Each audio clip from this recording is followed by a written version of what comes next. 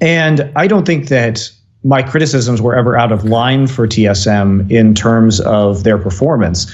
I think the funny thing to me about the TSM fans making all these claims about the show was that I think, Duncan, if you and I had our druthers, we would rather have not talked about NALCS at all and just focused on the best games that were happening in Korea. The reason why I was paying attention to NALCS was, one, I was coaching and or owning a team within that league, but also because we have an English-speaking fan base that doesn't. We have to create content that is more universally appreciated, and if we just made a show about the best games every week, people want to hear about TSM or CLG, even though they're not very good teams on a world scale. It's like asking an NFL analyst who really just wants to watch NFL games what they think about Division III college football.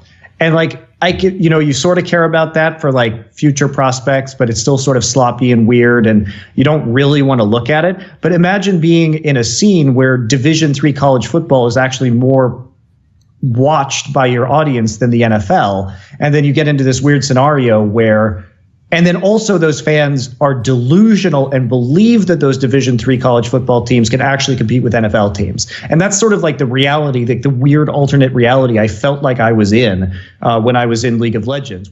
Even when you were playing in these Slovakian teams, and the teams did, sometimes they did all right, but they never had super high placings. Already your stats were ridiculous and people already could see you were a good player. Were you just good from the day one in CSGO? Was it just an easy transition? No, it wasn't. It was very hard transition. I mean, I even wanted to quit a few times because the app was impossible to play. Okay. So I remember me and Stiko, I invited him to the apartment where I was living. So we had a mini boot camp to start with CSGO. He was playing with me in the team that time. And we were playing DM I don't know, 10, 15 hours a day of CSGO. And I always felt that the game is so broken. And I tried to play the up, and I was no, I'm not going to play sniper anymore and stuff like this. And after a month, I tried to grind CS with only sniper rifle, and somehow I managed to understand how does it work. The zoom is moving, so when you are moving, it's more blurry and stuff like this. So I learned how to control it and how to play with it. So after a month or two, I felt it can work. But if we talk about the skill, it came much later. I mean, I used to play 10, 15 games of ESCA per day in 2012 and 13 when the game came out. So I worked really hard to actually understand this new game. So I mean, it was very hard from the beginning, and especially when you are playing in Slovak team, you are not playing any tournaments against a good team, so it's much harder to get good at the game if you're not practicing against good teams. So it was very hard, unfortunately. So yes, people knew Guardian was a very good AWPer, but actually, if you have a look at that time, Zeus was the first one in CSGO who brought that really slow terrorist side that now all these teams do. Like Brazilian teams do it all the time, where you wait, you run the clock all the way down and you go into the site at 20 seconds after you've totally taken over control of the map. You've used every flashbang and smoke, and he kind of came up with this. He was pretty good at grinding it out, right? Yeah, I mean, he wanted, his style was get control of 80% of the map and then decide either we go A or B last 30 seconds. So, yeah. I mean, the strats we had were very nice. I mean, the strats he come up with, they were perfect that time, and they were most of them working any map. So, I mean, I liked it. He let me to do whatever I wanted. On T side, he let me to find first tracks anywhere I wanted. He wasn't no need, or he never stopped me. He trusted in me, and I trusted in his call. So when I told him hey, let's do this, but I will kill somewhere or try to find a kill or make something, make them use the grenades against me and stuff like this. He would never say no. So in that way, he trusted me and we trusted in him. So I mean, his tactics were very good at the time. I think he had the best tactics 3 years ago, because the meta game was completely different. It wasn't about individual skill before. It was more about team play, and team play was very important at the time. That's why we were good, I would say. When I hear these stories about Shroud and Skadoodle, and I've even seen them in interviews, it feels like they're the ones who don't know that they have like the superstar talent. Like Shroud's one of the ones that's confused me for the longest, because I've watched so many games of his online and on stream, etc. And I'm like, if I was this guy, I would be incredibly confident. I'd be like, okay, maybe something didn't work in that last match, but I know I can beat all these players I'm playing. But it feels like somehow, like, what do you think it is? They lack the confidence. They don't conceive of themselves as a star player. What is it with these two guys? I mean, they're obviously fantastically talented. Dude, I have no idea. But Shroud's kind of come into his own now lately. But that's kind of why I started at the whole summer run thing, just sending Shroud like up middle to get kills. You know, like, yeah, it's so weird because I'd play with Shroud and you'd be like, nah, Ryan's a much better player than me. Like Freakazoid's way better, and I'd be like, Jesus Christ, man! Our star players think they suck. Like, what the fuck is going on right now? Like, it makes no sense, right? Like Shroud is literally like the best aimer in North America, like hands down. I feel like when he's rifling, like, you can watch this guy on stream pull off the most ridiculous 4Ks and 5Ks, just like one shot pistol like 4 people that are jumping around the map looking for him. You know, it's crazy. I don't get it because when I remember back in like the early days when everyone was young and like sick in 1.6 or whatever, when you were good at back then, you would know you're good and you would basically talk shit. Like you're pretty vocal about it, right? Like, and even the good Euros, right? They have this swagger to them. They have like an ego swagger to them.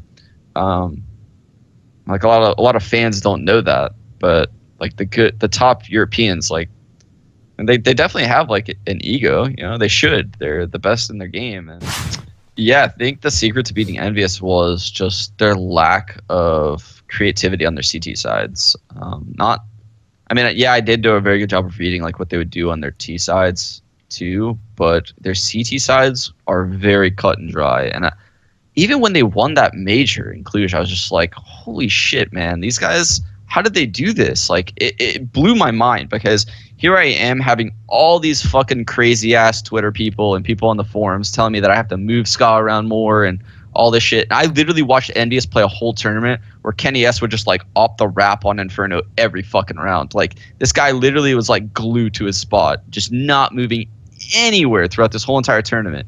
It drove me crazy that here all these fucking Reddit theorists and all this shit are out there saying Ska's not moving around enough. And meanwhile, I'm moving Ska around probably too much if you look at the successful teams.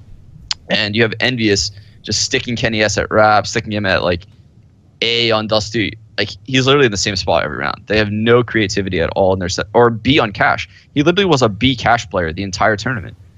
And I mean, yeah, they were so sick that tournament. They just literally just shut down their spots. I don't know. And they just retook sites when they needed to.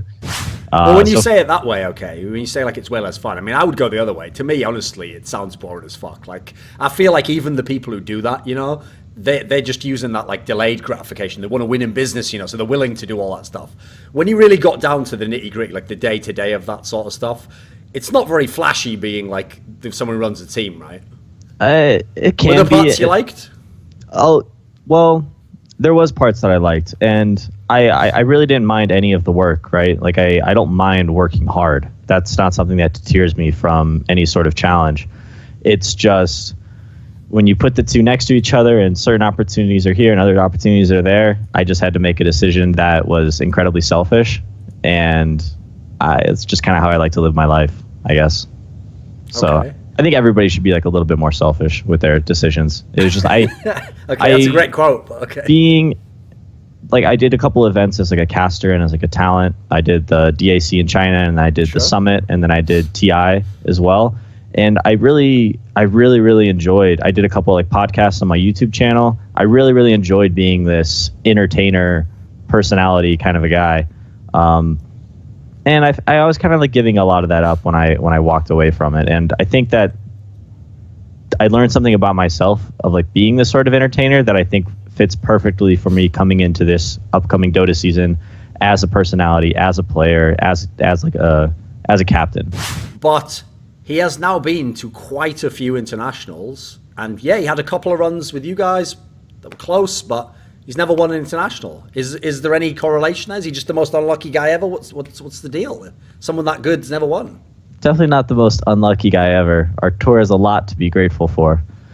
However, I think that maybe the way he sets himself up is incorrect. I mean, we did the Sumail Arteezy thing for 7-8 months, and it eventually just kind of like didn't work out, and both people were like, maybe it's best we go our separate ways. Or at least our tour wanted to go separate ways, and I bringing that dynamic back, I don't think was very responsible. I think it was very like, our tour is such a cool person. He's like a fun guy to be around, and some people think that they can work professionally with somebody because they get along so well personally. Yes. And that's not always the case, because your work life and your personal life, as much as they do bleed into each other, especially in this industry, there is a difference. It's when you got to wake up and show up to practice, and you got to put on a serious face, and you got to become this Dota machine. It's, who is that person, and do you work well with that person? And sometimes that's not the case. The first LCS studio was super, I mean, I don't want to say ghetto, but it was like a brick. I believe Reginald said in his that all that divided the players was like sort of like a piece of paper or something, like a big poster or something. Yeah, it was like, if you can imagine like to each other, right? Yeah, it's like if you imagine like a green screen curtain, they were just like on the other side of the curtain, and we just had like tables, and we're all just like sitting next to each other in this like green curtain room. And there was like one waiting room. There's like snacks. We'd have to like walk through all the Riot employees that were working there. It was really cramped. And what would happen is, when you're spectating the game, there's like a big TV and like two couches, and there wasn't enough seats for everyone. Everyone would just sit there and just talk shit about the players that were playing on stages. Like, why would he do? Everyone was just like talking. Backseat gamer or whatever. Yeah, because it's like, why would he do? And that's basically what the first season of LCS was. It's just going there, playing. Everyone was just backseat gaming and just talking to Riot. It didn't feel very. It was just up and coming. It wasn't as professional as it is now. There's been some rage moments for me, because I'm a pretty big rager when it came to League, especially back then. Not as much now, but I've gotten in some arguments with Reggie where it's just very specific things like champion picks, and there was like that video argument. There was a time where I was in a scrim, and I told Turtle, if you take my farm, or if you I swear to God, Turtle, if you take my fucking farm, I said something along those lines, and I guess this was when we first met, so he actually was kind of scared of me back then, because I was I wasn't super vocal, but when something pissed me off, my tone would change, and like they would know. And so Reggie would come up and tell me, is like, you kind of scare the team by, being a rager, and like sometimes I would slam the table, not as much as you would think. It was just like maybe like 1 or 2 or 3 times, but that was enough to like set the mood of the team from my side of things. But there were just so many things that needed to be fixed, that especially since you're not winning on top of it, it's just really tense. In the back of your mind, you're like, nobody will ever push through this position right now because it's the worst possible option. It's like, but the thing is, if you let that go from your mind and you ignore it, and then they actually do push through it, then they have the positional and combat advantage if they get through there. And that's kind of something that Avec was able to do against players for a long time. And it's something that I denied from him when we would play. I wouldn't allow him to do that. And another way to like counter his aggression is I would be aggressive first. So I would always make sure, like, I would think about it. I know that he's going to take this fight in like 10 to 15 seconds, but I would think about, if I like slowly engage him now, like with certain spam, or I just take a head-on fight here where I know he doesn't want to commit, it'll delay him enough that he can't take the fight that he wants. So I'm like thinking ahead as far as like, this fight's not going to result in a kill, but it's just eliminating the one where I'm gonna die. Like, if I do this now and I back off, I get this item, he can't fight me. If he does, he's giving away a free kill, and then I can run with the game. And that can be really tilting for a player if you're like not like really focused and like staying calm. Like if you keep getting denied situations over and over unexpectedly, it can be really tough to deal with. And yeah, that's whether it be like playing super defensive or like very strangely aggressive. I always tried to be as annoying as possible to the other guy. So yeah. I've had to make a lot of tough choices in my career, but thanks to the support of my Patreon community, the Skrilluminati, I never have to make tough financial decisions. So this video and all the rest on my channel are kindly supported by Ahmed Hadjou, Frisky, Pugnatio, Rajcula, Animosity, Jensen Goh, Tobias Bernasconi, Tosh, Torin, and you know it if you've ever heard before, and you'll hear it many times in the future. A special thanks goes out to my main man, Jerry Keys Minion. Do you want to ask a question in my video AMA? Do you want to be part of one of those long discussions where we talk about whatever you like in esports? Do you want teasers, find out who the upcoming guests are going to be? Or maybe you want to suggest a topic for a future Thorin's Thoughts type video? Well, if any of these perks or others appeal to you, put your money where your mouth is today and join the Skrilluminati by joining the Patreon link in the description box below.